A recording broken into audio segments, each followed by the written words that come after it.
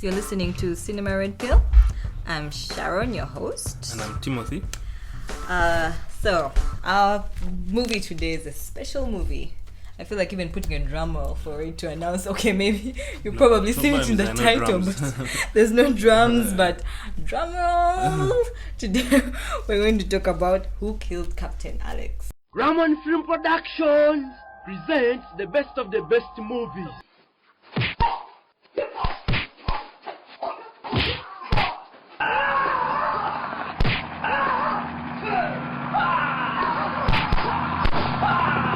Yes. You've definitely heard about this, or you've definitely seen something about this. It would be a crime. I felt like it would seriously be a crime if we're going to talk about Ugandan films, and we missed this one. Yeah. This is Wouldn't be doing Ugandan films justice at all if we missed it. by far Yeah, the the most well-known Ugandan film ever Ugandan made. film that people have known. It really became a phenomenon. Yeah. So it would be a crime by far. And Who Killed Captain Alex was directed by Isaac Nabwana Godfrey. He's sometimes called Nabwana IGG. That's what his Wikipedia says.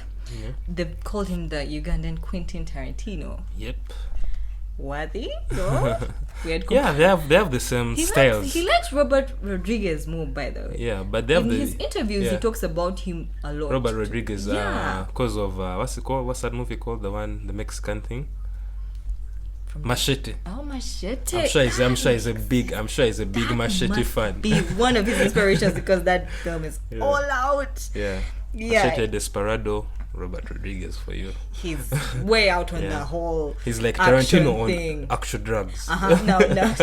Tarantino is a lot with the blood and all. He does make someone put a knife in someone, but Rodriguez goes hard on that action. Anyway, Nabwana is from Wakaliwood. Wakaliga. Wakaliga. Yeah, Wakaliwood. Yeah, it's derived from Wakaliga. Yeah. I'm going to have trouble with pronouncing Which some of these things. Which is a ghetto. Yeah. A ghetto here in Kampala, Yeah. where these guys have their base, and that's where they make all their movies from. These guys actually are quite prolific. They've made a lot of films. Some of them we haven't seen, but they've made quite Many. Yeah. Yeah. So it was filmed in 2009. He released it in 2010. It's the first thing. Its secret weapon really that brought up all its popularity was its trailer. Yeah. Its trailer made rounds on all social media at that time. It was such an unconventional trailer. It was hilarious. Yeah. I remember I watched it over and over again with my friends because I couldn't believe what I was seeing. I legit thought it was not real. No, but you know how most trailers have that voice of God thing of like in a wild world. Now this one just had some squeaky Luganda voice, just yelling stuff, and it was funny in its own way too. Yes, it really became an internet sensation. Really, Yeah. It's been viewed over 2 million times. It must be the most. Over 2.5, so about 200. Yeah, that's why I 2.6, said over. Yeah. Yeah, over 2 I million have to give this guy his props. I have to add those extra 600,000 views. Yes, it must be the most popular Yeah. YouTuber Ugandan. because even something like a Toto gets about 200,000. Yeah. And this gets 2 million, and it's the movie itself, which is on YouTube, 600,000. 600,000 views, and that came out more recently compared to the 2010 one. Yeah. So popular Yes. is the word for this Popular. film. It's really Famous. popular. There was a poll like for the most well-known films in each country. Yeah. Who Killed Captain Alex was for Uganda. Still. So It's the only Ugandan film. It's an international sensation. Yeah. It's what international people know about Yes, Uganda in regards to film. Yeah. So let's see. It has two versions. There's the YouTube version, that one, and it's actually the one that has the English subtitles. And English subtitles. it has English subtitles, Yeah. and the guy is narrating it in English. Okay. And there's the Luganda version. Yeah. That's the film is in Uganda. The film itself And the narration is also in Luganda. Uganda. So let me Exactly. first admit my fakeness. Yes. Yes. When I was watching the film, I first saw the Luganda one, and I'm like, okay. I watched the 15 minutes of it. I'm like, I'm not getting anything that's going on. I was sketching of my Luganda is sketchy. It's really wanting. And we can't all be gifted. You know? Yes. Sorry for not being so bilingual. Yes. But I was lost. So I talked to you. I told you. I think I need one in English. I told you to look for subtitles. I looked for subtitles. Nothing. So I went and tried to cheat by watching the internet version with English. It was not better. It was really translated to English. What did you tell me? It's like watching a telenovela. Like, though you see telenovelas now, but they're dubbed over in English. I know. It makes it shitty. Exactly. And supposed to watch the movie in its original form. That's what makes it. I actually went through 5 minutes of that YouTube version. I'm like, nah.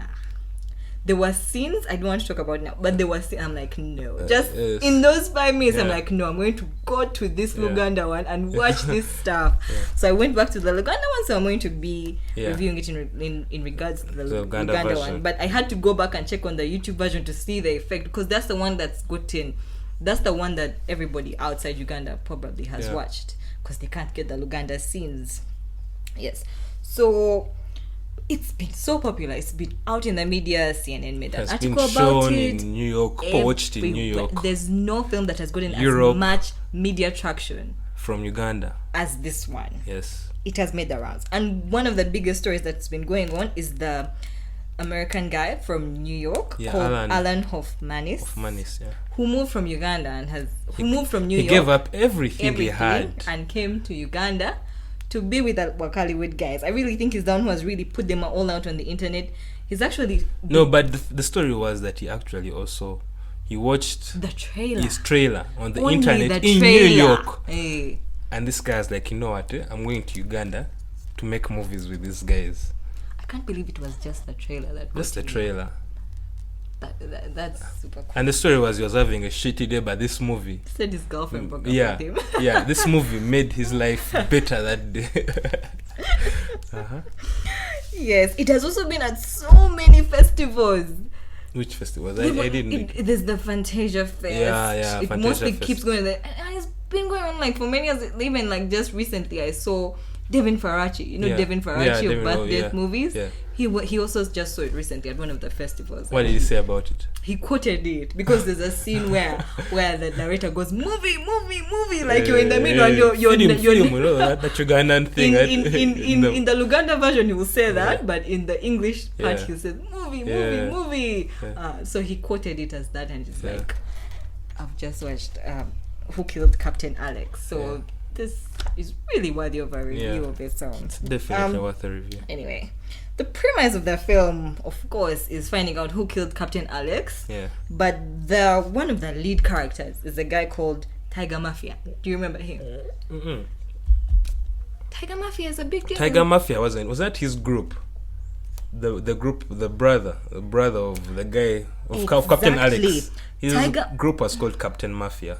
I mean Tiger Mafia. Tiger Mafia, my bad. Now, Tiger Mafia, his brother is like captured in a shootout, and he plots this revenge attack on the army because it's the army that's involved in this whole shootout, and the army leader, who is Captain Alex, while he's on his whole revenge plan, one of his people, Captain Alex, is shot at in the raids. They raid those guys of Captain Alex, and Captain Alex, that's when he's killed.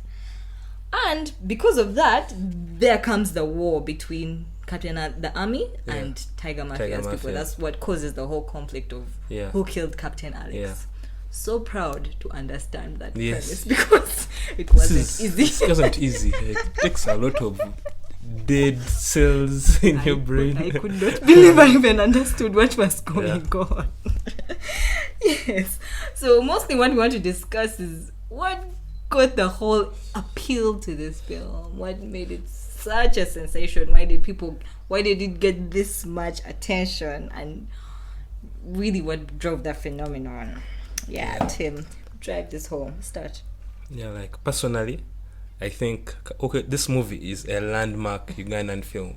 You know, every industry has like that movie that kind of kick-started everything. You know, the US Hollywood, there's The Birth of a Nation. which was a very racist movie, but actually Racist as it shit. actually put the whole Hollywood system on its path for world domination. You know, in France, say the French New Wave, there's the 400 Blows, all those movies. Now I feel this movie is actually it's a landmark Ugandan film. Like nothing before it or after it so far has been able to get the kind of attention or buzz that this one has got. And I think this movie is very good because of a few reasons, and I won't go into like critiquing this movie and dissing it like most people do on the internet. No, This we can't movie, diss this this film. movie is this, it doesn't have this, but there are lots of things say upcoming filmmakers can learn from this to actually get their movies out there. At least even get a fraction of the exposure that this movie has got. Yeah, so one of the things was, unlike most Ugandan films, this movie uses genres. There are many. No, There are very many. No. The thing is, there are very many. Like, say this festival, we reviewed UCC recently, and most of the films that you see are some sort of story. Like they play out like they're on a stage. Like it's on a stage. Like I have my father did this, or I'm a stepchild. Really appreciated this. Yes. This one actually has use of genres. There's martial arts in it. Martial arts is in it. There's the whole commando like flick into action movies. All out explosions and bullets. Yes. So many genres. And I feel that thing actually gave this movie an identity. Which is another thing. Identity. This movie is like a Ugandan movie. Like, firstly, these other movies that you see and you're like, because the Ugandan guys in it or Ugandan guys making it, it's a Ugandan movie.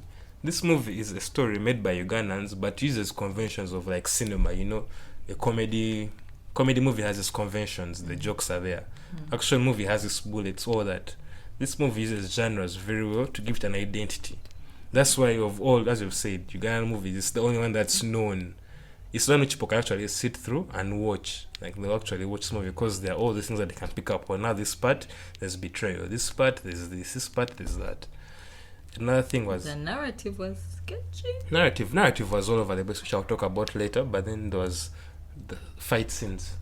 Especially the martial arts scenes. I feel they were well choreographed, at least by Ugandan standards. Yes, I know. Yes, I know. Compared to like say a Jet Li movie, this is nonsense. But by Ugandan standards, you can tell these guys actually put in effort in getting these fight scenes right.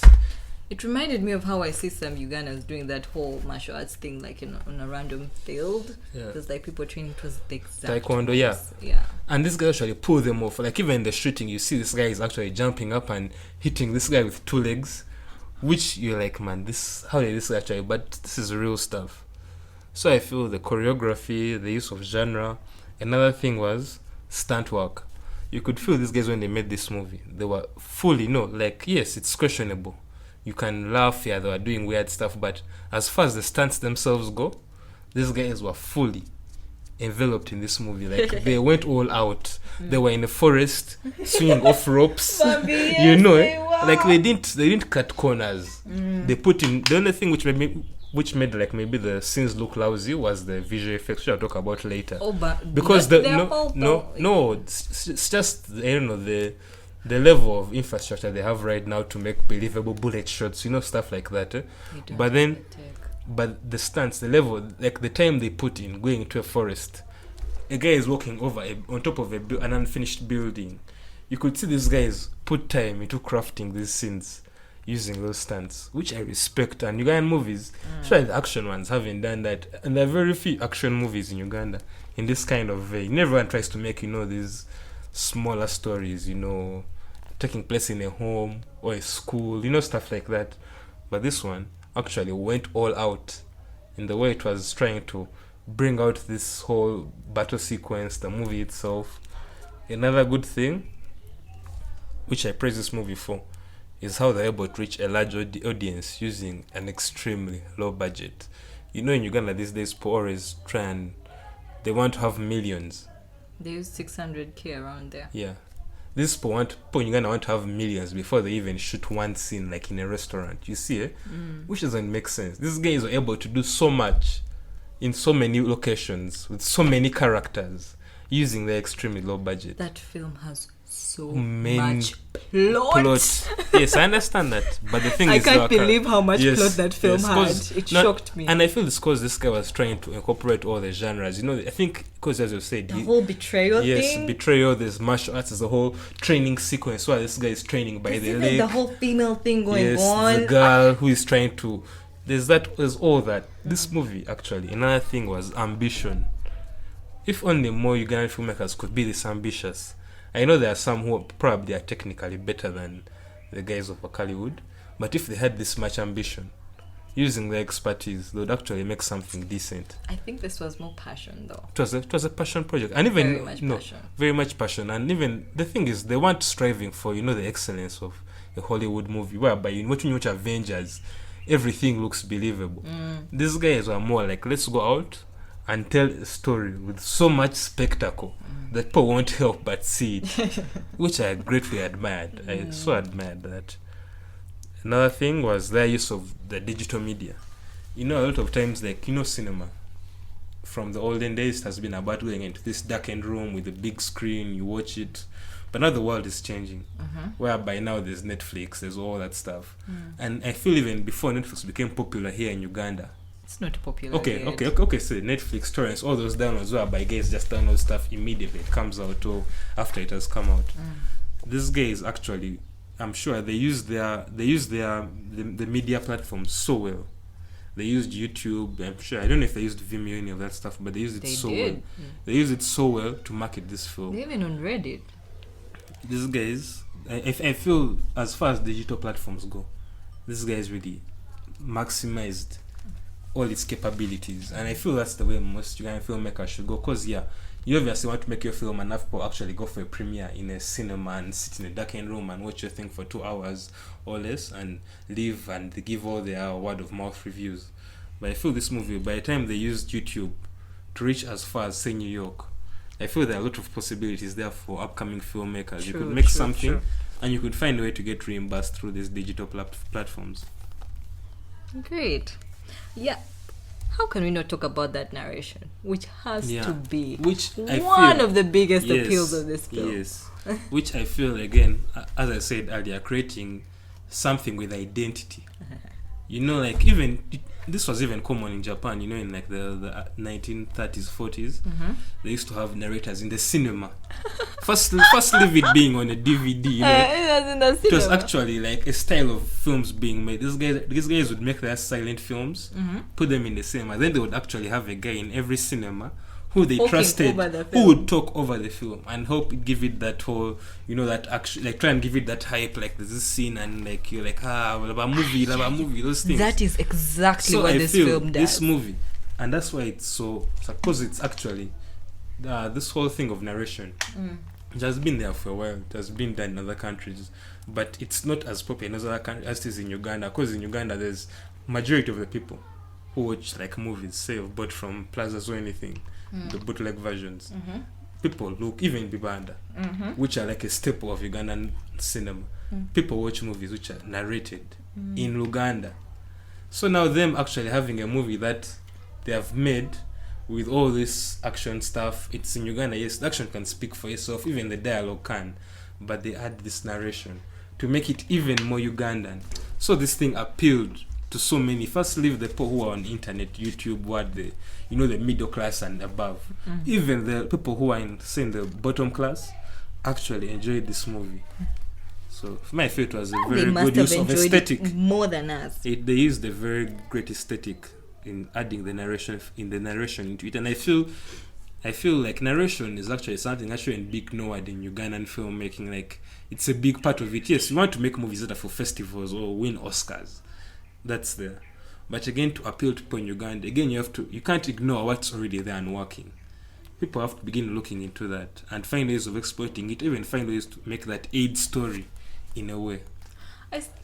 I hear what you say, but I still think people should do what is. No, but this guy is from Wakaliwood. He did a Wakaliwood thing. Wakaliwood movie. Do what you know, what speaks to you. Don't go and try to do Wakali guy. You're not from there. But again, there's a thing of now us imitating. Like when you watch a French movie, it's extremely different from like an American movie. Don't try to do a French movie or an American movie. It's the thing I'm saying. That's why their movies are so like, there's French cinema, there's American, there's Hollywood, there's Swedish.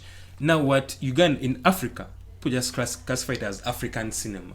There's no identity for like a particular country. You see, that's the difference. Again, I feel, which I feel this movie more than anything embodied something for Ugandan cinema better than any of these movies you see on the festival circuit, like say The Only Son. Or this movie actually had its own aesthetic which makes it appeal cinematically to a particular group of people. Yeah, it may not appeal to everyone because some people want the clear-cut stuff. Yeah, you know, tell the story the way it's supposed to be told, whether it's in English or Uganda, leave it at that. But again, these guys added that, which again brought more appeal to it, especially at the grassroots. But Tim, so imagine you tried to make Who Killed Captain Alex. It would be so forged. It would be painful. No. You would not know even. I don't how to bring out such a story. No, nothing hasn't been explored yet. Like you've only seen that movie Who Killed Captain Alex, but I feel there are other ways. You know, the film can be used in so many ways. Like at first, when they made Citizen Kane, flashbacks were like, you know, they were a novelty.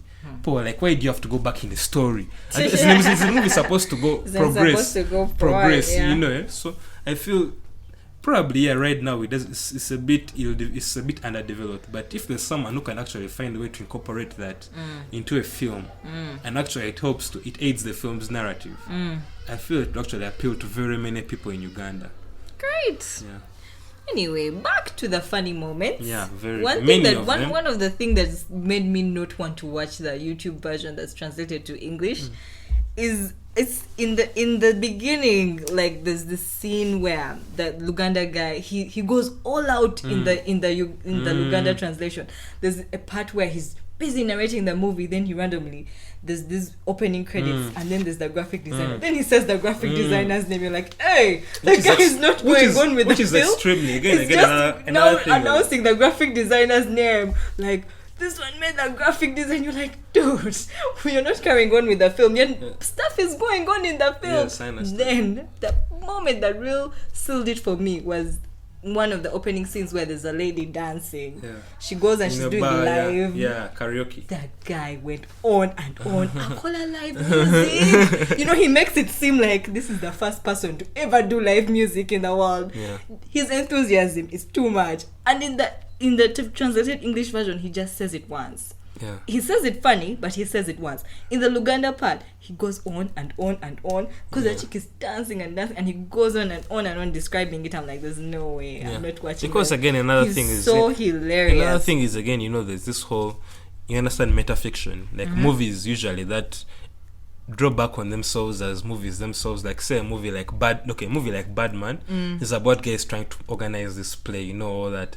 Now I feel even this so goes back, like it's a very weird, I don't know if I should call it in a primitive form of metafiction, you know, whereby this it's a movie, but again it highlights the stuff that this is, you guys are in for a treat. This is a movie. I see the baby singing, all that stuff.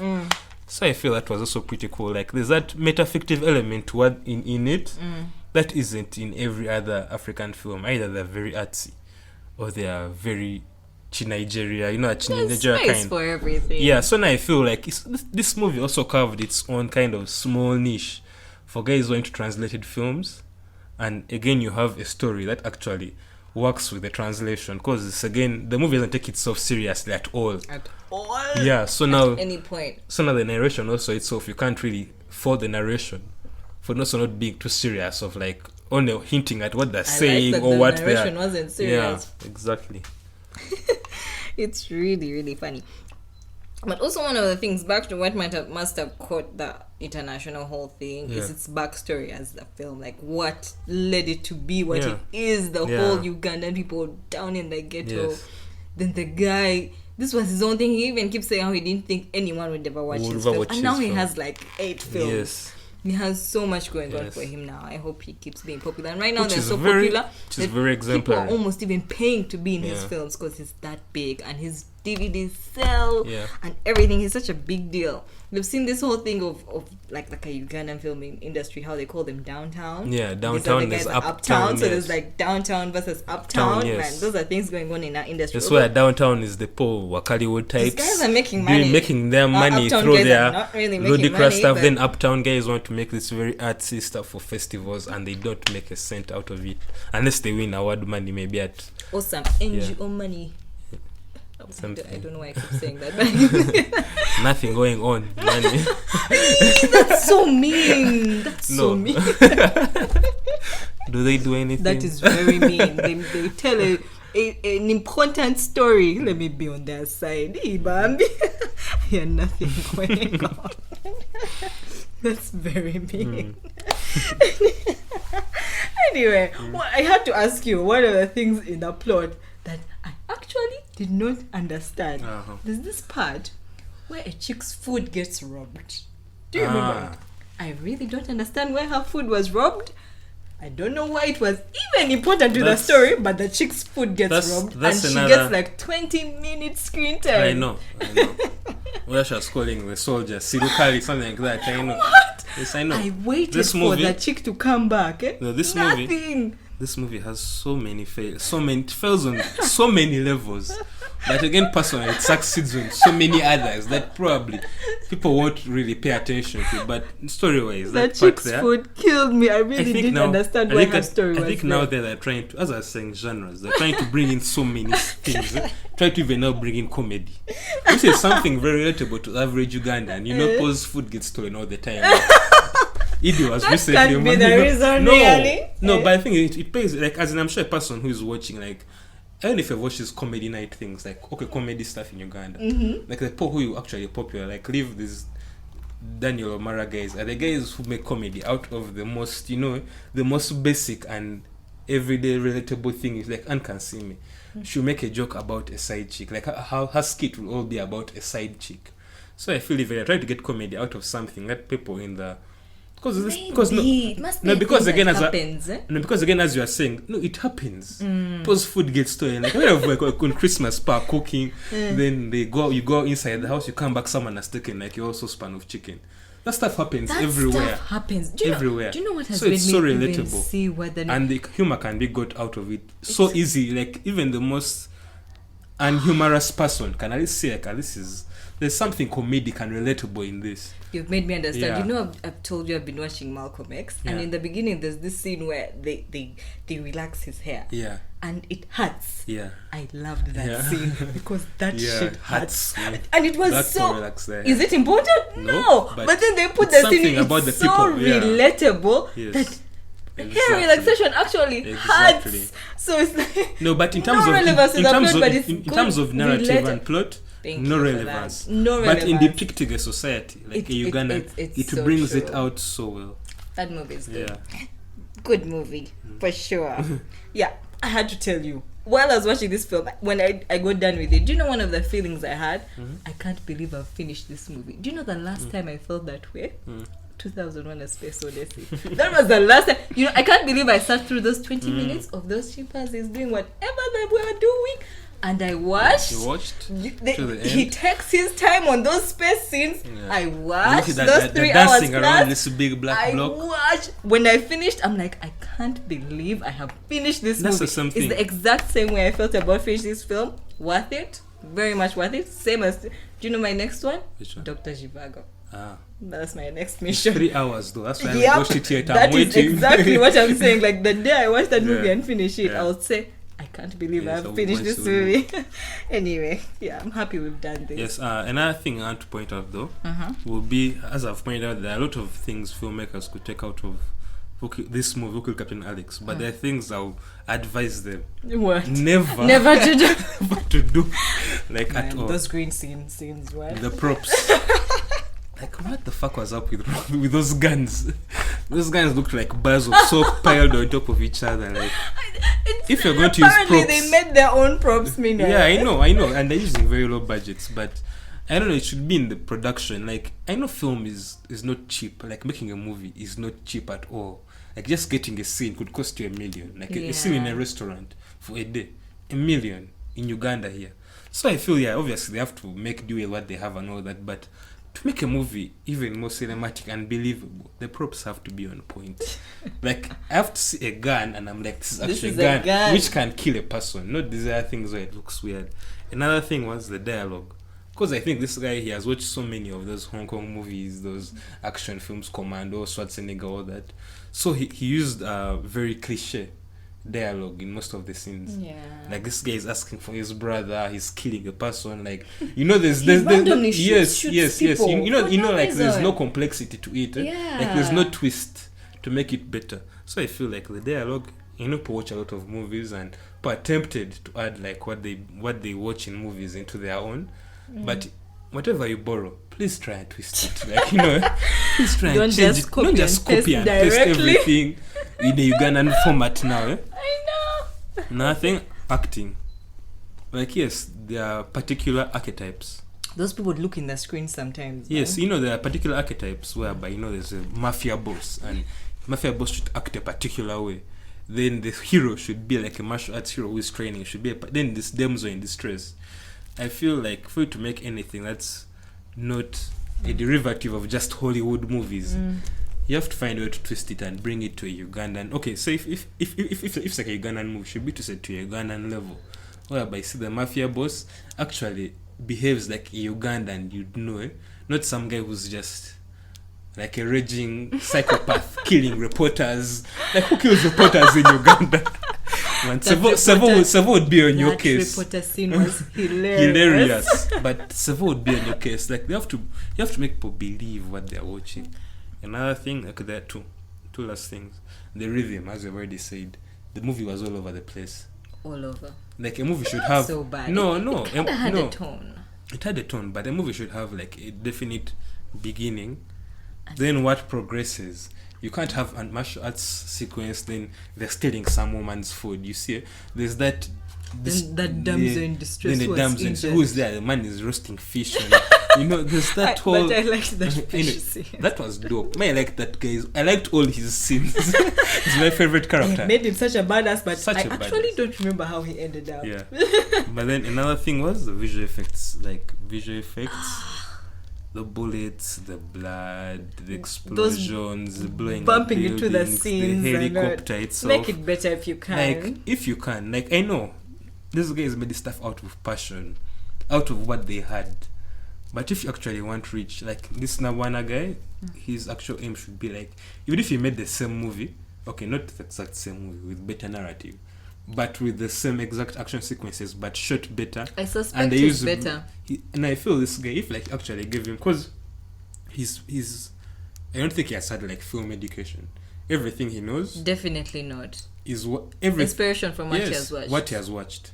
So if like you give him a good script, a very good script that is solid, with a decent budget, whereby you know he can pull off. He can do something much more entertaining than I would say most of this point the UCC festival are doing. Why to be honest, no, because I feel this movie is despite all its flaws, and actually shows where we are. This movie might be the greatest Ugandan movie ever made. Like, can you argue against that? You're over talking big. No, can you mention one movie better than this one? One Ugandan movie. You can't mention, like, that's the truth, like, that's a sad truth. I really think it's the most popular. Is it the best? No. It's the best. It's the best. How? It's the best because you can make Hostel, okay, a series about teens in their hostel, and it won't be believable. But this guys actually sold the audience on what they were doing. Sese is a good movie. Baba Sese is corny, in my opinion. We have to review that. Yes, we should be the next one. Okay. Yeah, but I feel this movie, there's a lot to learn from it, both on the positives and the negatives. Who killed Captain Alex? Corny? You could call it corny too. Because it uses a lot of... I feel it's really meta. No, I feel it's really meta. Meta? It's just, this movie is meta. It's like it's the ultimate blend of everything this director has seen and he has put in his movies. I don't think you can get any more meta than that. Okay. I think we're done. Carly, it's been fun doing this. You've been listening to Cinema Red Pill. Do you have more to say? Nope. Okay. I'm Sharon. And I'm Timothy. If you agree or disagree with our views, email me at Sharon at cinemaredpill.com. That's it. Thanks for listening.